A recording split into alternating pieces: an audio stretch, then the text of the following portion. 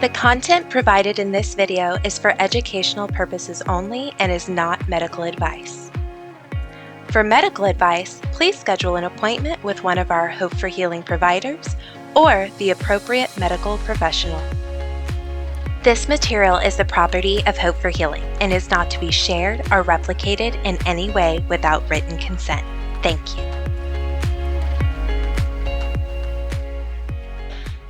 Thank you so much, Zach, for letting us. Okay, first off, I think this is a really great way to start is Sure. What do you prefer? Like when we're calling you, talking to you, what do you prefer to be called? I have been Zach since I was like 5 years old. I jokingly say that my mom is the only one who calls me Zachary.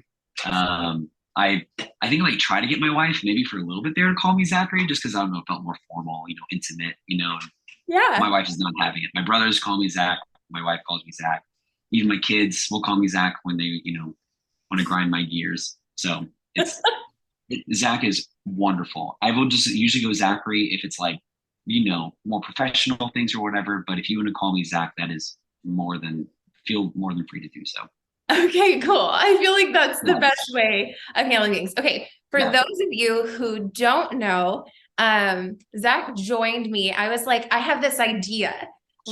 And he was like, so wonderful is that we're both actually getting IV drips. And the cool thing about this is I'm actually in our Houston office getting an IV drip. So this is actually our first day doing IV drips in the Houston office, but you are actually in the Woodlands getting a drip as well, aren't you? I sure am.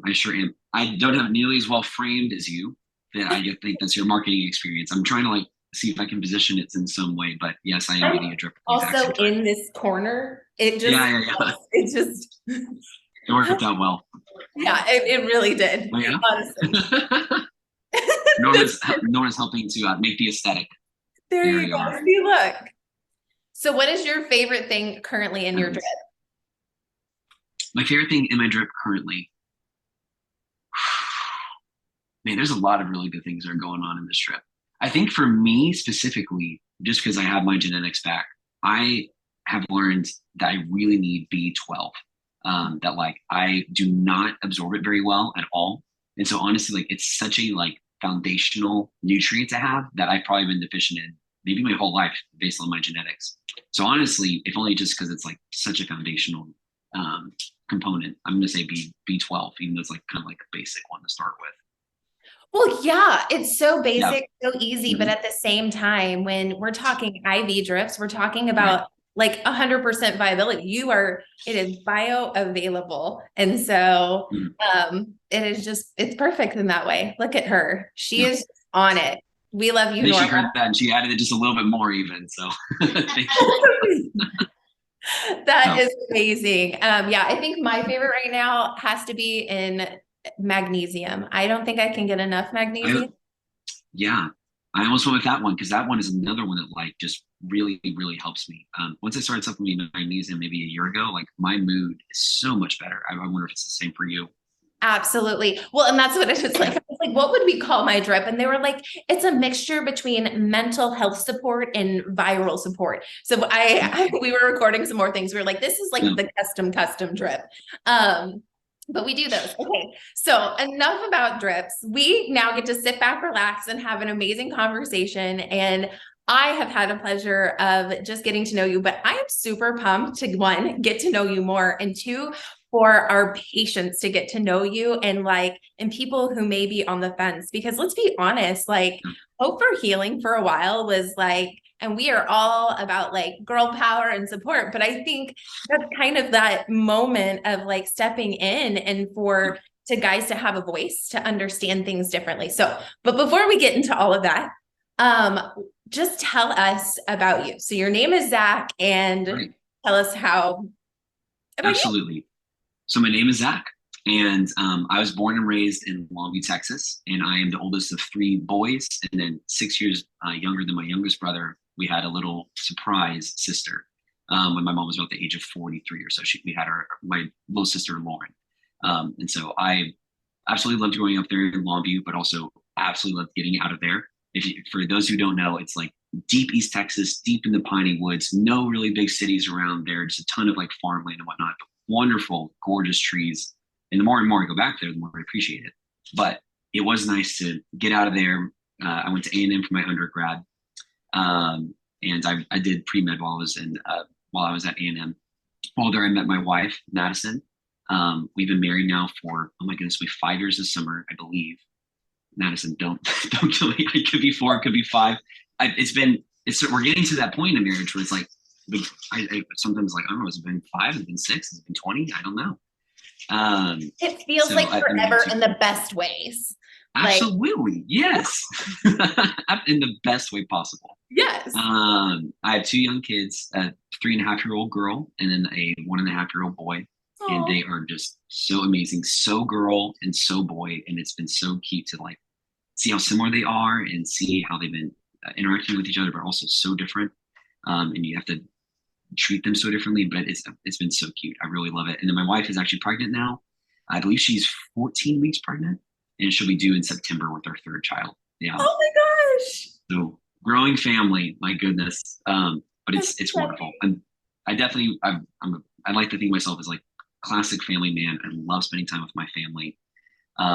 As far as my career and starting off in medicine, my dad is an anesthesiologist. And so even at a young age, 3, 4, 5 years old, I asked a lot of like really deep questions, at least deep for that age, about science. And I remember asking about like the sodium potassium pump when I was 7 years old, like, which is like something you can talk about until you like get into like pre-med school and whatnot. But my dad was so smart and like loved to teach, very passionate about science and also being Christian. So he was a very good teacher. And taught me a lot of things as a kid. And I think that like seeing his passion for science and medicine kind of like drove me towards that field as well too. So by the time I was like 9, it wasn't like I wasn't the kind of kid that was like, I know I had a dream when I was 5, I'm going to be a doctor. It's just kind of at 9, it was just like this like silent kind of like pulse of like, I'm sure I'm going to get into medicine. Just like a quiet, like kind of confidence that I would be in medicine. So went to A&M for pre-med and really thought that I was going to be a doctor. But the more and more I went through those pre-med courses, absolutely loved it. I loved my class.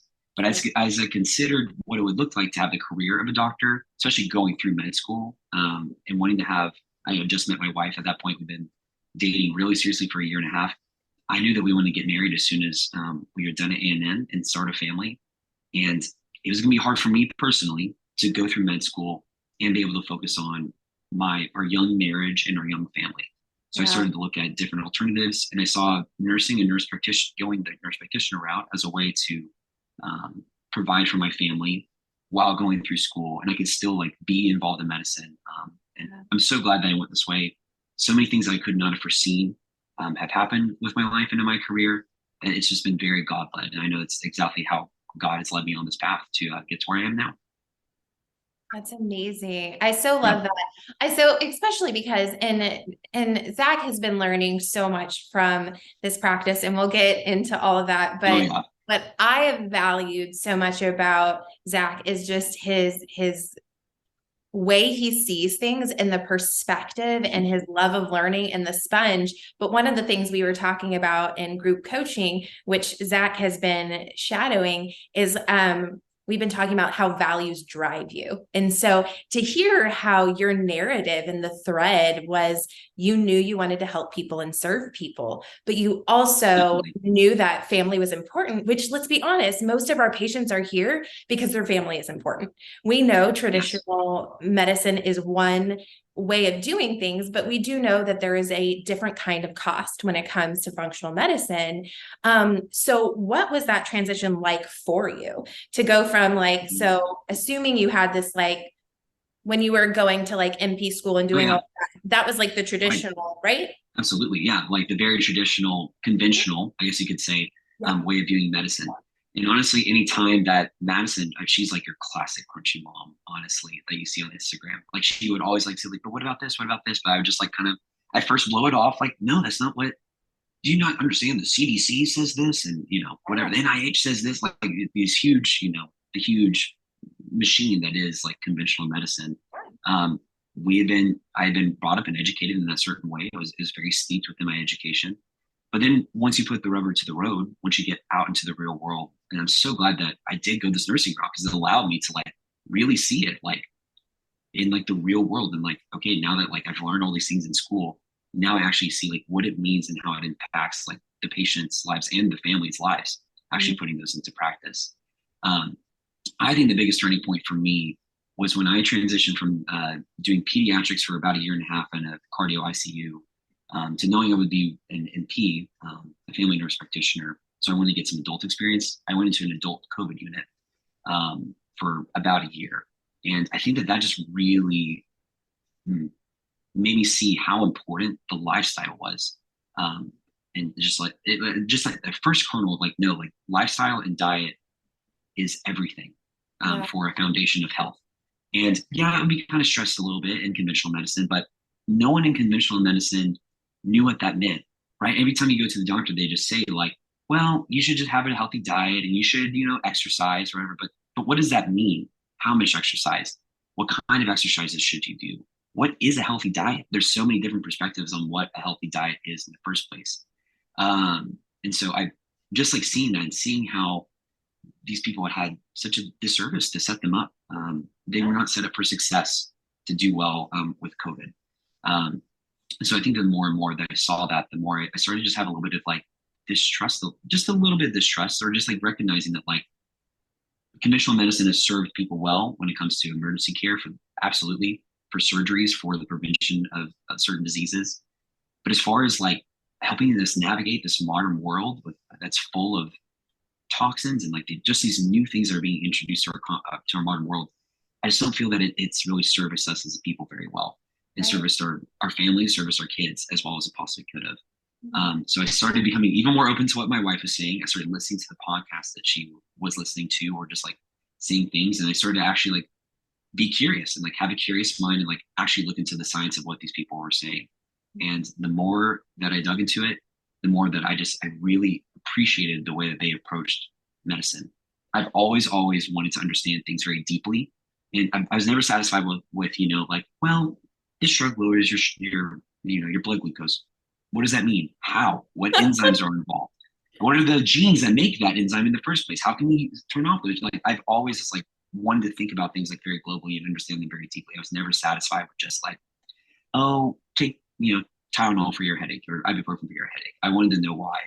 And that's what I love about alternative medicine and functional medicine is we just want to know why. We want to be good detectives. We want to be active listeners and like really get down to the root of the problem and address it at the root. And I think that there's so much power in that.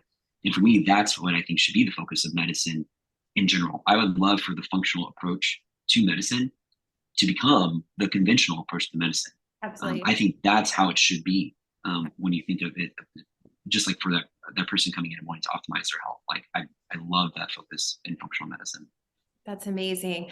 No, I think what you're touching on is super important because I think even like our patients will come when they're newer patients, like they'll come with an understanding of like, I know there's something different, but sometimes like when I remember going into an appointment with Dr. Brigitte and like mentioning something, oh, like I'm going here for like, say I have cold-like symptoms or something is weird. And then last minute I'll throw in like, oh yeah, and this has also been happening. And she's like, well, did it happen at the same time as this? And I was like, well, yeah, but that's my stomach. This is my head. That's my foot. And she was like, no, but it's connected. Yeah.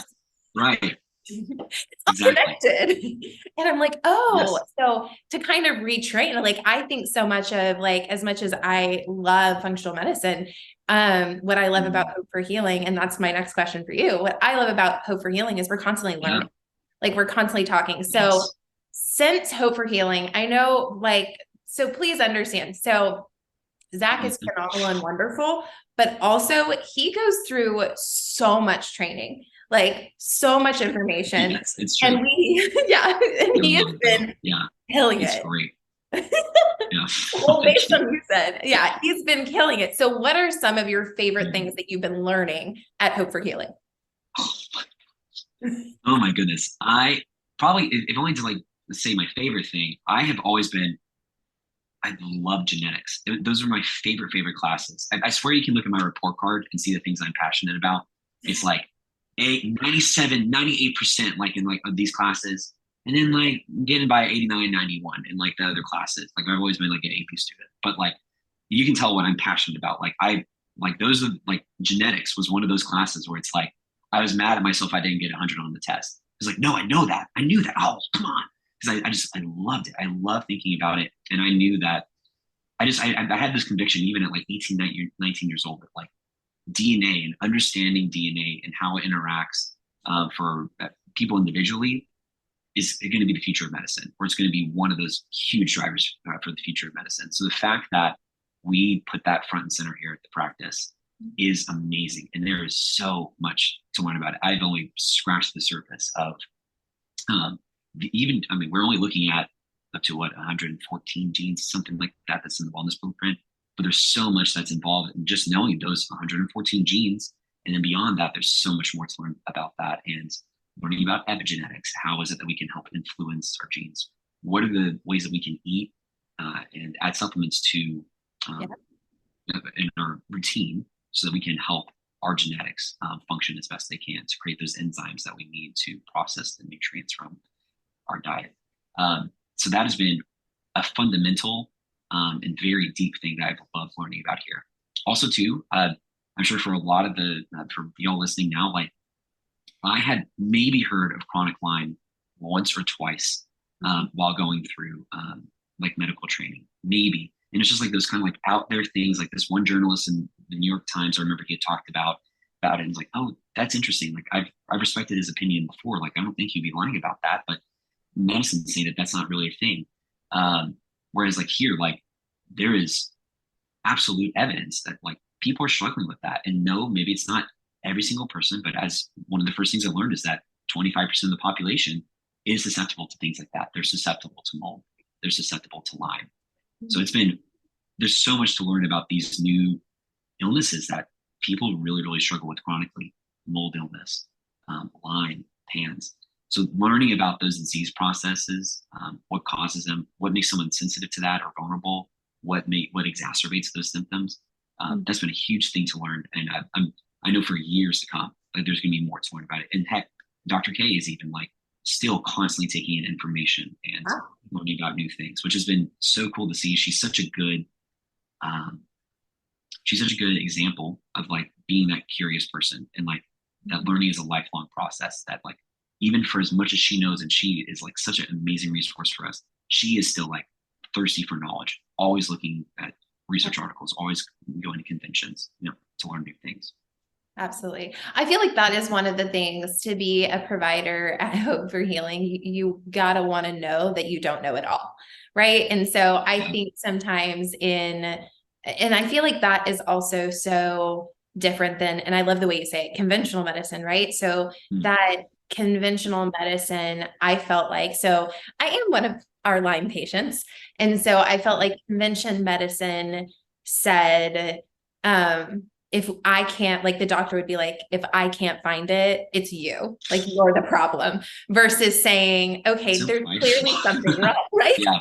Like, there's clearly something wrong. You're clearly not. Yeah. So let's explore, let's figure out more, let's try things new. And I feel like I would have been open to that. I would have been open to like, I am a unique human being. If you can't figure this out, that's okay. Let's try other resources. Let's try other things. So I love to hear our providers. Again, if y'all don't know this, like our providers meet like daily, if not more, to kind of collaborate and think. So if y'all have ever watched the show House, they come together in the collaborative board meeting and they look at their patients and they're like, okay, how can we look at this? What can we do differently? Are we doing things well? What is there to like our providers come together? This is like a collaborative team approach. So if you know the show, you know what they do, and it's a beautiful sight to see. Okay, so what were you, and I feel like you touched on this a little bit, but I have the brilliant, for those of you who are like, what is she looking at? I have my answers over here, but I'm also IV'd up. Yeah. It's really comfortable, honestly. I'm like, oh, this is fun. Okay, so can you go a little bit about your passions and just the story behind that? When I read that, my heart was just, I wanted them to see your heart. Oh, like passions for for Yeah. the patient So this populations. patient Yeah, population. yeah, yeah, yeah. Oh, yeah. Well, I had mentioned before that I have the youngest sibling is my sister, who's a little bit of a surprise. My mom was a little older. Well, she also has Down syndrome. Um, and I'm pretty sure, especially having going through here and like looking kind of the nuances of like just like little certain things like OCD things that will come up, like for PANS patients. I was like, oh my goodness, like that explains a lot of my sister as well too. That like within my genes, I'm HLA susceptible to mold and chronic illnesses, and it makes me wonder, like, has Lauren like had that for a while? And so, anyway, all this to say, I have such a heart for kids with Down syndrome, especially, and for kids that suffer with, those kind of like mental debilitations a little bit. I have such a heart for that, and I think what you probably were reading is that um, Lauren means so much to me. She came at just the perfect time for me and my family. I was about 11, 12 years old. We were still reeling a little bit from the loss of our grandmother, who was very close to us the year before. Um, and like she literally, grandmother passed away. Next month, my mom found out that she was pregnant. Like it was like so tied together. Oh, And my grandmother always wanted a little baby girl, and I had always wanted a sister. So there's a lot that's wrapped up in that as well. But she just was a godsend. And at first, of course, like there's that kind of a little bit of a trauma, of like learning that like she had Down syndrome when she was born. Like, I remember my parents being so sad, but I was just so happy I had my little sister, you know, and she is just the light of our family. She really is. She is such a joy. She is so innocent. She's the best Williams. Like she is amazing. And I think for me and my brothers, she has been, and for my parents too, but especially me and my brothers, we talk about this a lot. That like she just gives us, she just grounds us so well in our life. Like knowing like what it means to live with joy, what is actually like the most important things that are in life. Lauren's never going to be the most successful person. She's never going to make buku's, probably not unless she gets like Instagram famous, which she totally could. She's hilarious. But that was never a life that was set out for her. So like the things that are most important is how you connect with people, how you make people feel, you know, loving God, like those are the fundamental things of life. And I think that that coming in at that time for our life, like she's been the ground to our family.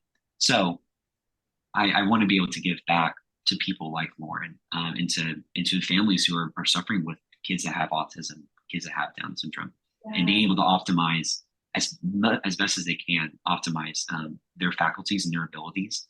I truly, personally, I really hope that I can bring some of these things from our practice and give them to my parents, so that we can have like maybe Lauren like live a little bit of an independent life. That as my parents are getting older, my parents are like they're in their 60s.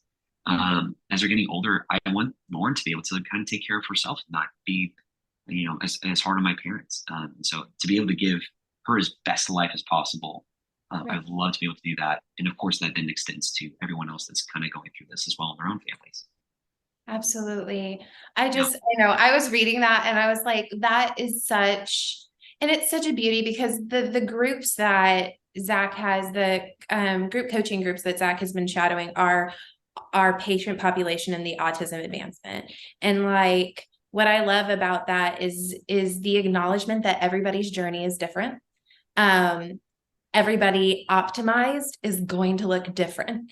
And but the beauty of what you see though is the value in who they are right now, regardless of what that journey looks like. And then really you wanting to make who they are as people shine. And I just love that. I love that so much, to be able to really just like when we were coming up with the names of our care paths, I know a huge part of us was like, we want people to be the best version that they can be. And there isn't a single person we don't want that for.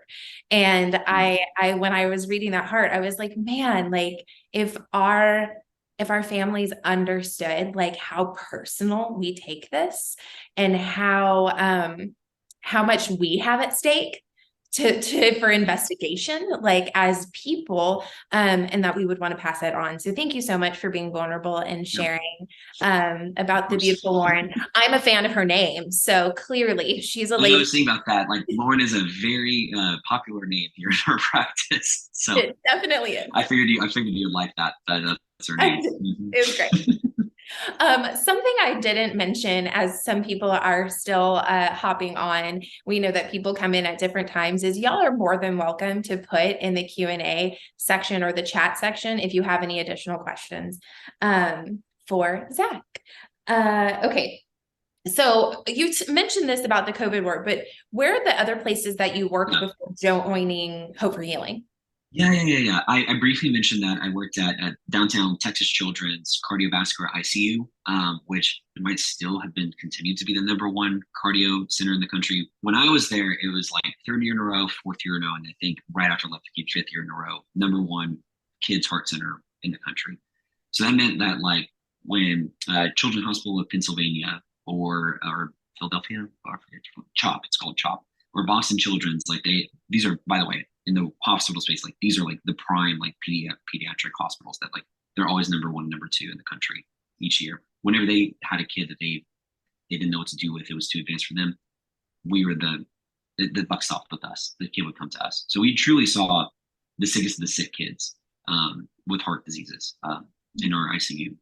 It was amazing to be a servant to those children. I learned so much from the families that were around there, and so much about, I don't know, just like entering into like the traumas of families' lives, and like just like recognizing how important it was to be there and to be a support for the parents, just as much as it was to be almost like the nurse of the patient. How important it was to be a little bit of like the nurse of the parents, because it was a family unit that was suffering and going through this. Even though it was the patient that had the heart disease, everyone involved with that patient were the ones that were suffering in some way. So that was an amazing, important lesson to learn beyond just like knowing and understanding so much more about medicine in general. For me, that was the biggest nugget I think I took from working there. When I started nurse practitioner school, I decided I wanted to get some adult experience. Also, I admit, kind of like you said, like we take things personally. I had my young daughter at the time as well too, while I was working in the ICU, and it became very, very hard to see families going through that and to see babies going through that, and like seeing my daughter in those babies. It became really hard, and like it weighed really heavy on my heart. So between wanting to advance my career in a different way and just like the emotional baggage that came with that, I wanted to move on to adults. So I worked in the COVID ward for about a year at Memorial Hermann Sugar Land. Right. And after a year of that, I missed my kids. I loved pediatrics. And even when I wanted to be a doctor, I figured I would be a pediatrician. I have always really liked kids. I was a summer camp counselor. That's where I met my wife, was at a summer camp. And I was known as like the 7 to like 8-year-old whisperer. Like I just was like, I was basically just a big kid with the 7 to 8-year-olds. So I'm so glad I went back to pediatrics. I was there for about a year and a half at a very small pediatric step-down unit at Memorial Hermann Sugar Land.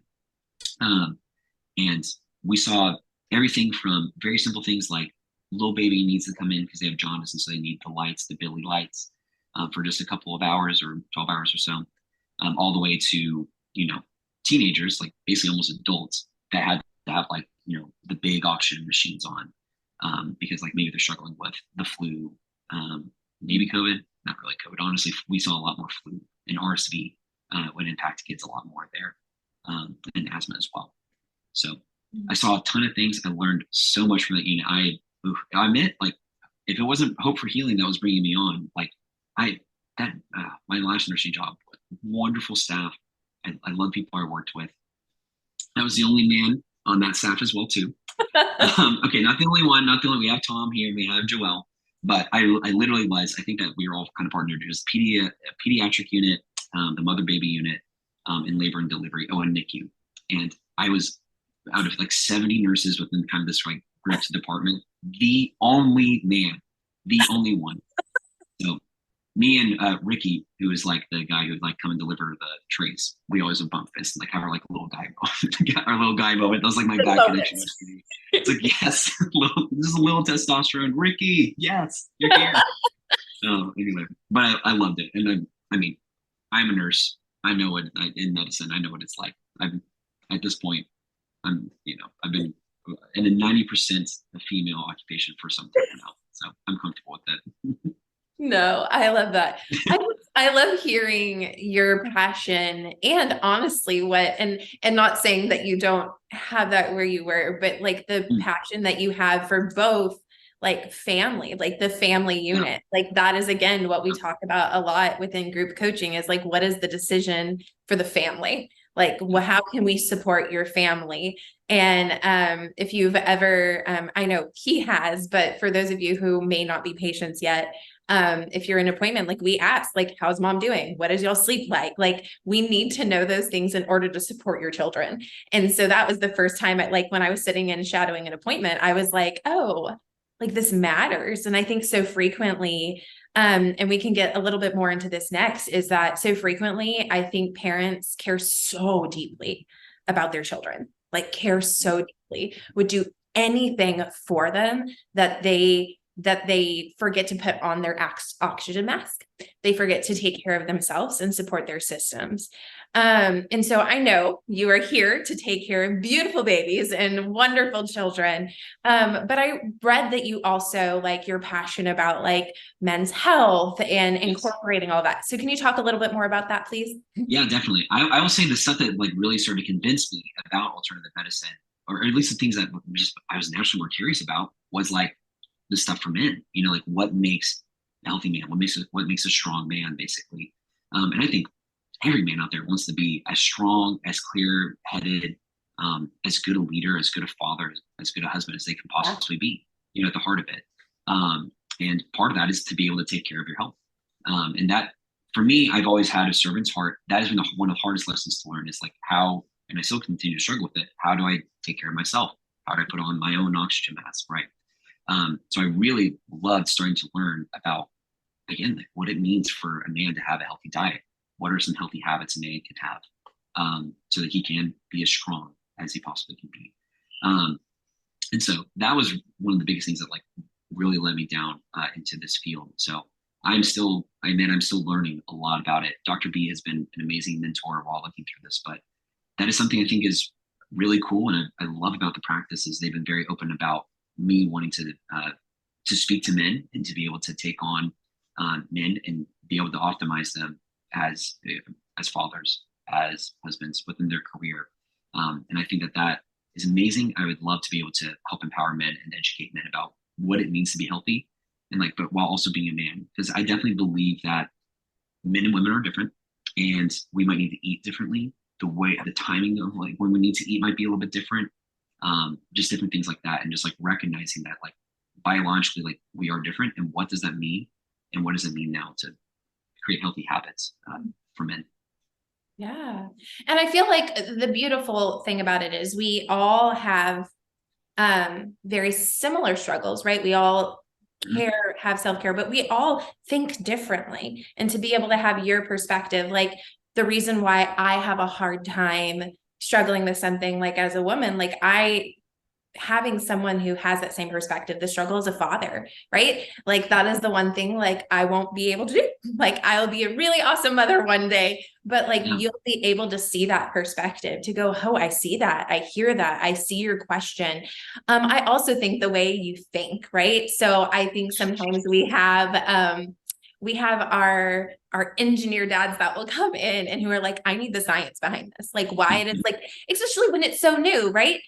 Conventional medicine, they have all the marketing things. They have all the stuff in there that's saying they Yeah. have, like you said, the CDC backing them. They have everything. And so then to go, by the way, you've never heard about this, but it's right. Like Yeah. how would you say to that? Absolutely. I really pride myself on trying to be as open-minded as possible. Not necessarily taking everything as gospel when it's given to me, but at least like trying to be open-minded Mm. whenever I enter into things and like just like basically try to piece it together and like not just like shut myself off to it. So there's parts of me like when I came here to shadow at Hope for Healing, like, there are parts of me that like were skeptical, right? Like, okay, you're saying this kid has Lyme. What is the evidence that suggests that they have Lyme?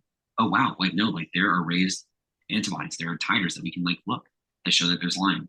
Wow, if you look at this, like they've done studies where on a microscopic slide they can see that here's this spirochete in a brain cell.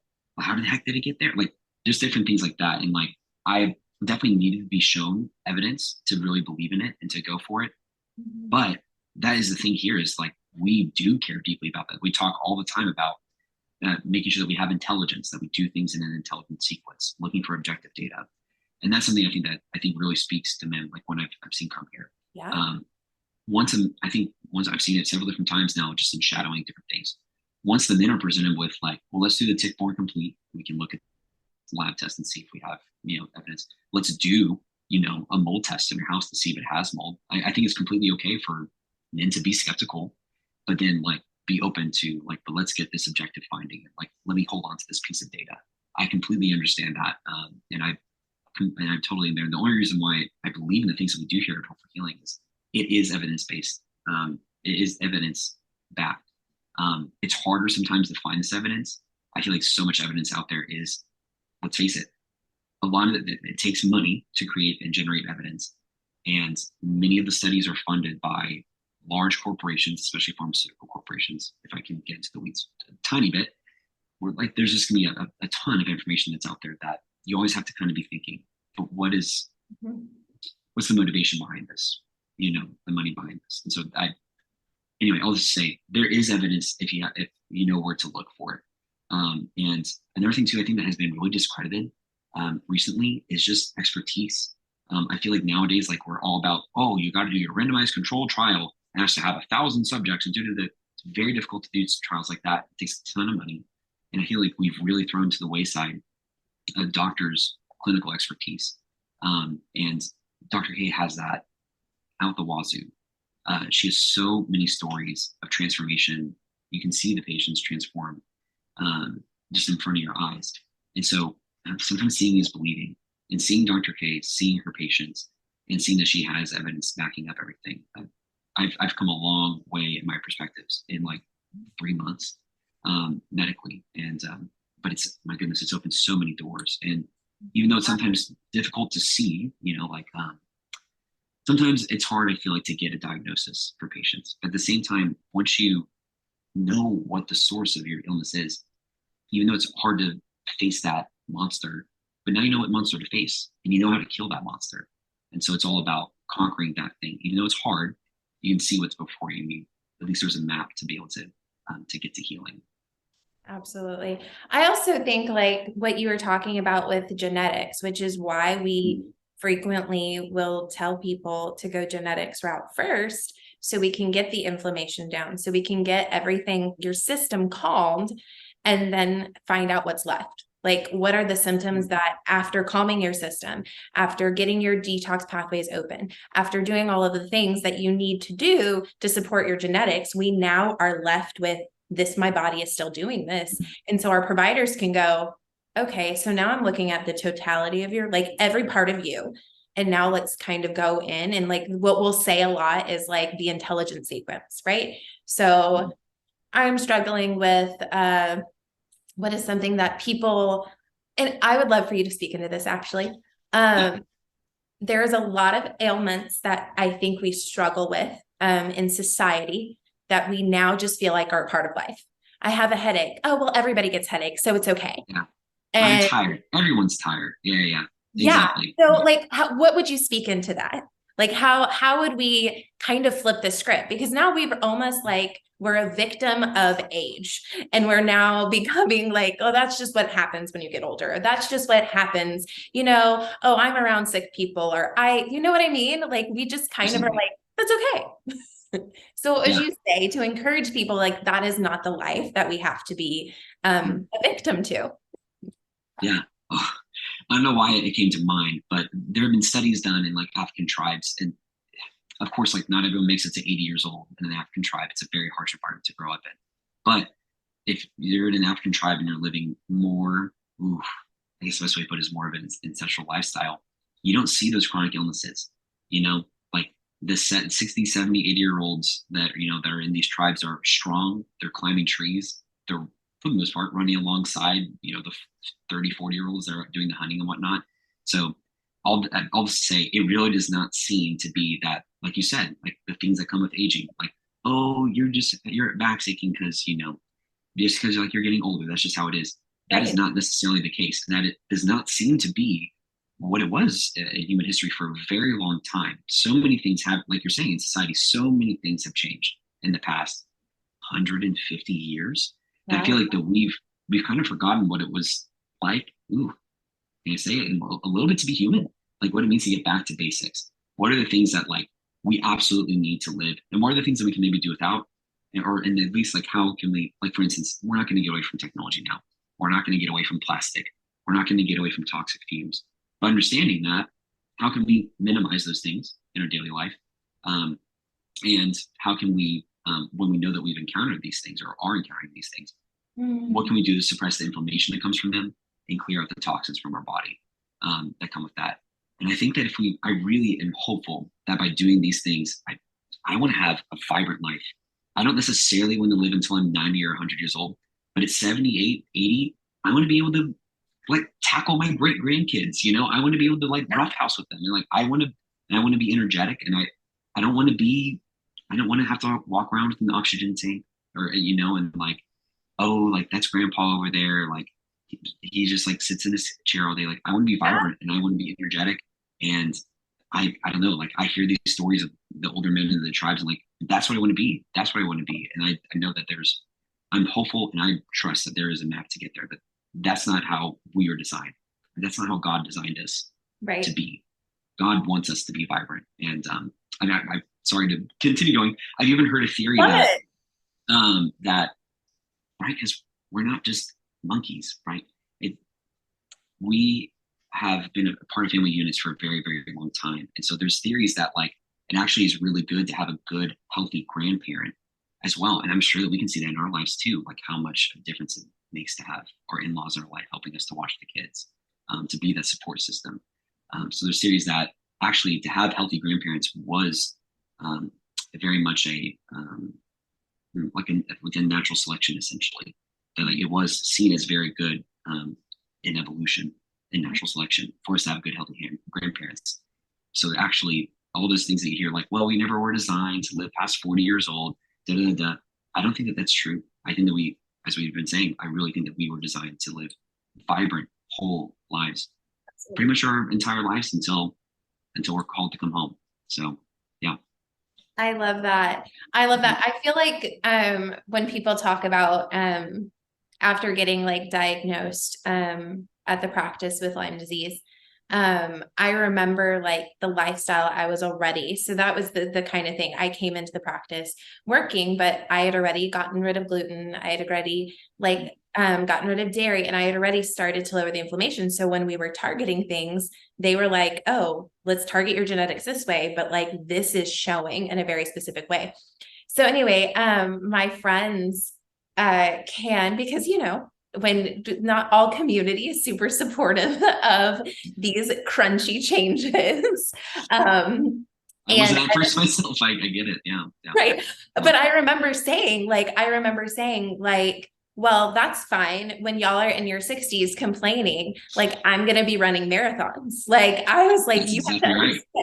I was like, I am not a victim to my circumstances. I will be doing this. Now you can either join me or I'll visit y'all when y'all decide that all you want to do is sit. Like, I want to have a life that is full and that is abundant. And so I love that. I love what you're saying. Okay. So we have a couple questions that came in.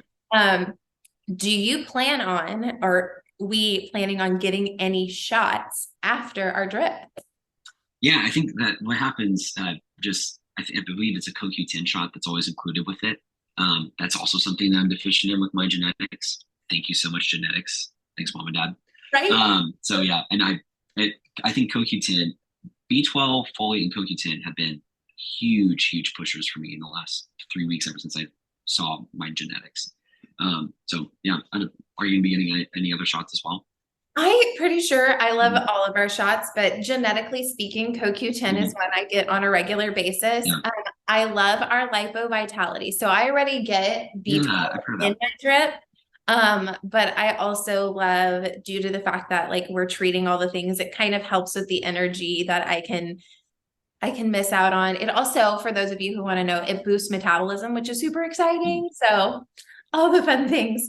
The question we have here is, will Zach be seeing adult and pediatric patients at Hope for Healing? Yes, I will. I believe that for the first couple of months, and I'll be launching tomorrow actually. I'll be seeing kids, kind of going through like the basics of just like understanding the practice and especially the charting system of our practice. I don't know if you ever knew this, but every practice has their own charting system and their own little nuances. So, for the sake of your patients, um, CE, not TS. Maybe let me go through this first, and then I will be able to receive adult patients. I think the plan is maybe at month 3, month 4, and that's going to be kind of led by Dr. K and Grace and myself, and seeing where I'm at and at the comfort level that I'll be at. But I'm very much looking forward to being able to take care of kids and adults. I think that's another thing so wonderful about Hope for Healing. And this job I have is I wanted to be able to see both. I love kids, but I also have this passion for helping adults live vibrant lifestyles and be the best grandparents, best parents that they can possibly be too. So I'm so happy I get to see both. So because you're going to be able to see both, does that mean like if I were to bring my child in, you could be like our family provider? So at Hope for Healing right now, the adults that will come in, we generally are the functional provider. For many patients, we still would recommend that you have your own PCP for adults, but we can be your fundamental, oh my gosh, functional medicine provider. To supplement that, we can still get a lot of the same labs that your PCP would, but it's never a bad idea to have the background for that. We could be pretty soon getting to a point where we could perhaps be the PCP, but for right now, for adults, we are the functional medicine provider. Perfect. Grace is telling me we do a PCP. I'm so sorry. I'm so sorry about that, Grace. Thank you so much. Yes, we will do primary care for adults. I'd heard recently that like we used to have the adults. I'm still learning about all the tracks, guys. Please forgive me. I'm learning that like Grace, actually speak to this. So it's restore and optimize. Like every adult will be on restore and optimize, but we can be the PCPs while we're doing restore and optimize. Is that true? Functional and PCP is not combined. Yes. Yes. I'm still learning. That's exactly right, guys. I saw that Grace was on and I knew she was going to be able to write everything. Thank you so much, Grace. You're so fine. That's exactly. It is perfect. The biggest thing, the only difference is to know is that, so if you're listening in and you want to do your PCP to do all your traditional, not traditional, but like the basic labs or anything, because you want to run that through insurance, and then we can be seen as a just your functional side. But a lot of our patients are just like, I want to go to one doctor. I want one doctor to know it all. I don't want to have to deal with the paperwork transfer. And so that is when we are saying we are listed as your functional and PCP in one tag. So anyway, so you can now do all the things. Okay, so the question I have for you next is, what is your favorite supplement so far? Favorite supplement so far. I think that maybe just because this one is so unique to the practice, I believe I put even before PEA. Just the fact that it's like you can use it for so many things, and it's nothing that I had really ever heard about before. So we use it as a baseline to help regulate the immune system. But you can also pulse it whenever you're having mood swings or imbalances. I'm feeling tired. I feel like I'm bloated. I feel like I have a virus coming on. I have a headache. I have like a sore knee. It's amazing. It's a very like global anti-inflammatory basically, and so it can be used for so many different things. So I think that is really, really cool. I think again that's something pretty unique to our practice, and it's one of Dr. K's favorites as well too. So I'm going to go with her expertise and say as well, like PEA has been I've really enjoyed using PEA, and I think it's really helped my children as well too, trying to stir it in with their applesauce as well too. Yeah, absolutely. So I'm assuming for your children, you use the white PEA, like so you can open it and put it in? Yes, we do. So there are 2 forms of the PEA. One is, like you said, one is the brown PEA, which has resveratrol. Forgive me, I'm not very good at saying that. Yeah, you're right. Which is also an anti-inflammatory, for the adults or for people who can swallow. And then the one that again is very unique to our practice. My understanding is that it is made by this company, Neurobiologics, specifically for Dr. K. This white PEA that does not have the resveratrol. That's how I say it, resveratrol in it. And so it's not as bitter for the children. And it actually is tasteless. Unfortunately, just the way that it's compounded, you can't mix it into your drink. You have to put it in, like, if you can put it on their tongue and they can swallow it, great.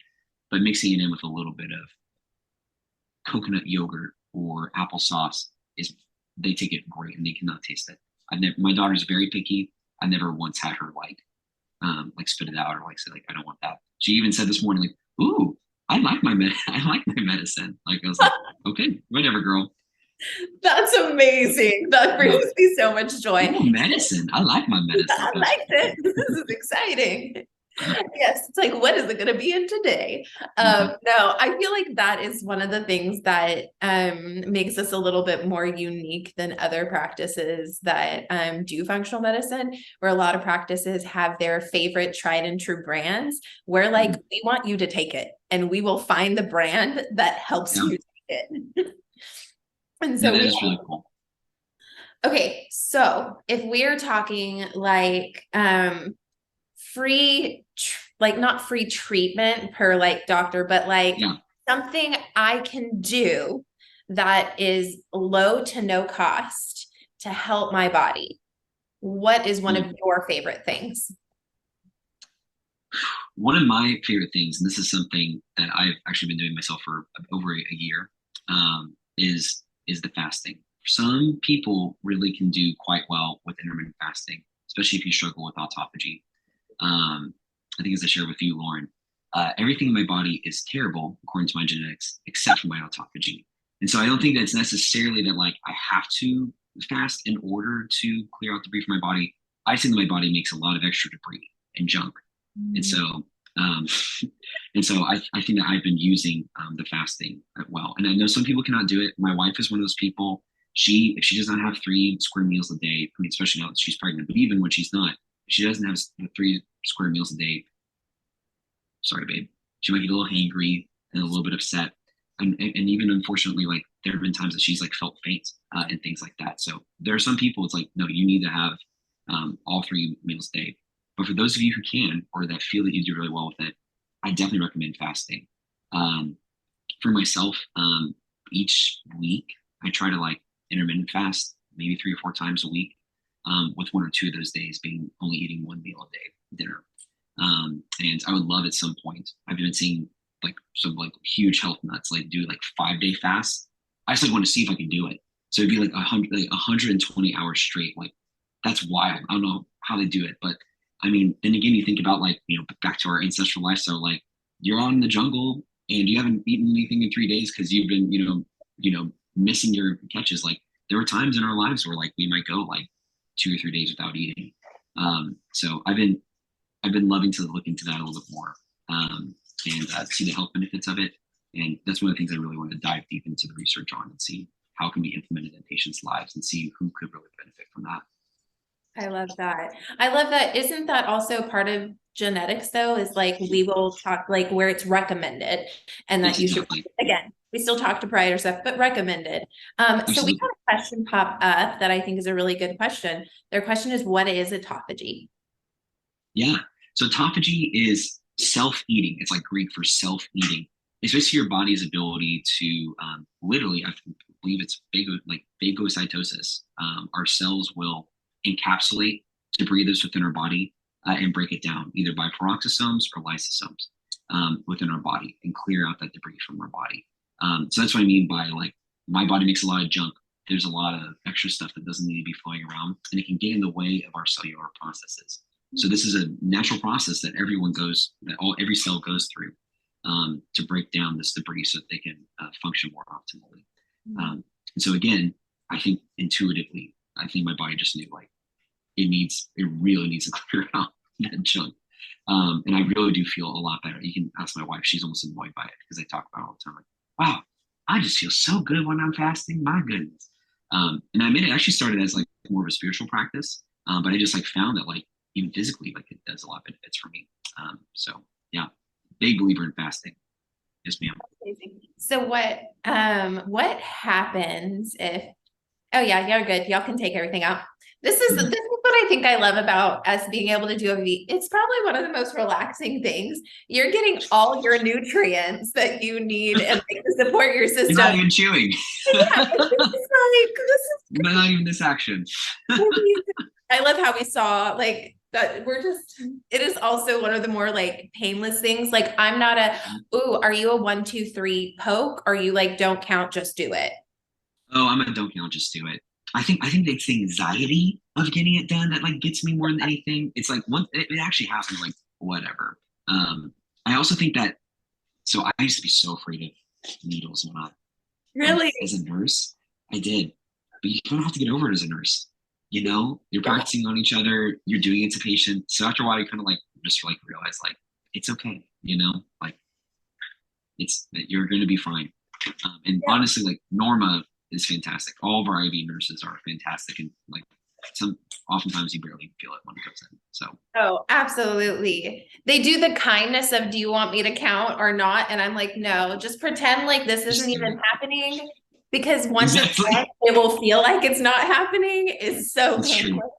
We also have so many tips and tricks for those who are a little bit scary. But I love that you mentioned that you used to be afraid of needles, because we do have patients that like, I'm nervous about needles. And so you can relate with them and be like, it's okay. My goodness, yes. I mean, I was like 21, 20. I mean, I literally was in nursing school when I finally started to kind of get over it. It was not good. And I know my wife is the same thing. I only mentioned because I know she's listening to the chat too, that like, yes, she was like one of those kids you had to like pin down to like give like the shots when she was a kid and things like that. So, yeah. Anyway, absolutely. so I can relate to those of you out there who are a little bit afraid. Okay. I see that we're almost done. So the question I want to ask you, just for fun, if you're not at Hope for Healing, if you are on your day off, what do you like to do for fun? On my day off, I'm a family man. I really love spending time with my kids. I truly, truly do love spending time with my wife. We love to eat. We love food. We really, really do love food. We love to cook. Everything about food. My dream is to get a smoker and like learn how to do barbecue and things like that. I really do. I love food. But if it's just me personally, it is my day off. Those kids are getting watched, and I can do anything I want. I'm going to go to a basketball court and I'm going to shoot a basketball for like an hour. Really? I don't know what it is about it. It's like therapeutic, and you would never guess. It's like one guy with a mustache, really. But I love it. There's something therapeutic about it, and I really enjoy it, and I love competition. So anything with competition, whether it's athletic or board game, things like that, that is truly how I de-stress, is like by competing, which I know is not true of everyone else, but I don't know. I think it's growing up with two other brothers, like we're just constantly competing and fighting. Like I love being in those environments. Yeah, that is super exciting. I feel like you are so like kind and like chill that I would never have expected that.